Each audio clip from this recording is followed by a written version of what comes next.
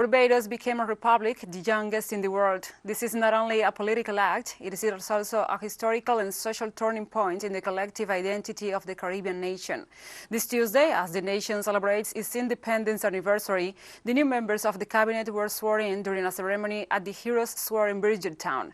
To go on the matter, we invite journalist and former Cuba's ambassador to St. Vincent and the Grenadines, Dexter Rose. Welcome. Hey, good afternoon. So Dexter, be welcome to From the South, and now we start with the first question. Barbados is now a republic, the newest in the world. What does this mean for other British overseas territories? Well, what it means is that it would be a shining light for the other territories of CARICOM which have not yet made that move. As you would know, Guyana on the South American continent, which is part of CARICOM, under Forbes Burnham, went ahead first with independence, and then they separated formally from Britain, and they became a republic. Trinidad and Tobago followed next.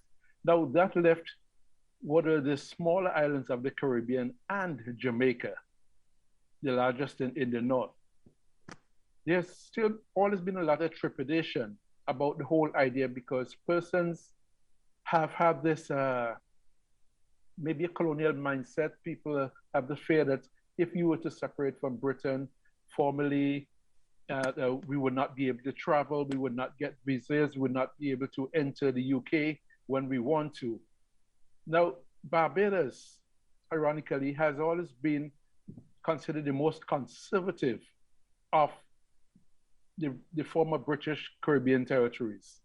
And to see Barbados making this move, I think it's a great thing under Mia Mottley. And it's now it's gonna encourage countries like St. Vincent, which attempted to make that move in 2009 and failed in a referendum led by Rance Gonsalves. The opposition voted against the referendum, against that move. Grenada afterwards tried the same thing and failed. It is only of the Organization of Eastern Caribbean countries, only Dominica had gone ahead and had moved towards Republican status. But because Dominica's economy has never been very strong in the region, it was no big deal for a lot of persons. Barbados making this move, I think, is very positive and is going to instill a lot of confidence in the rest of us to follow suit. Also, as its first day as a republic, Barbados is under an all-female ruling, as President the Honorable Sandra Mason and the Prime Minister Mia Mottley now hold the top positions. Can we say this is a groundbreaking progressive rule for the nation and also for the region? Well, we are pretty conservative. In the region, we have had female leaders. We've only had Dame Eugenia Charles and Dominica before. And Mia Mottley came to this job with a lot of experience. And people here, my colleagues and I have been laughing and said that in Barbados, women rule. It is a positive thing because the Caribbean has lagged behind in terms of the participation of women in electoral politics. In the campaign politics within the political parties in the Caribbean, you have a lot more women participating in the campaigns. Upfront, women, you see all the rallies and the majority of persons you see would be women. However, to go up for elections, to contest, we have been lagging in that. And Mia Mottley came with a lot of experience. She's young, she's dynamic, as is the new president, Dame Sandra Mason. And it is a good move, and I hope it will encourage other women to go towards electoral politics because women bring something very special to the table when they get involved in political decision making. Over. Yes, indeed. I hope this decision also encourages other female politicians to assume top positions. But we have another question, and this is more general. So, Dexter, how this decision to become a republic impacts on the Caribbean and also Latin America economically and politically? Okay, it might seem to be symbolic because even as you become a republic, it means that you're removing the Queen Elizabeth of England as your head of state. Now, an independent country really should not have a monarch from another country as the head of state.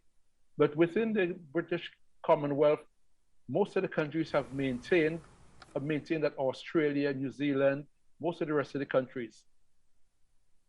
It means that we are telling our people that we are believing ourselves, that we are now masters of our destiny, and we can move forward on our own, while of course maintaining diplomatic and commercial relations with everybody.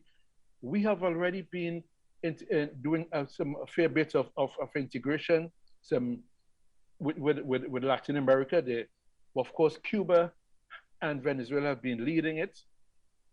And with this, we should see, I'd expect to see a whole lot more integration with the rest of Latin America, because in my time in diplomacy in Havana, matter of fact, I was St. Vincent's ambassador to Havana, not Havana's ambassador, of course. That was an error you mentioned in the beginning.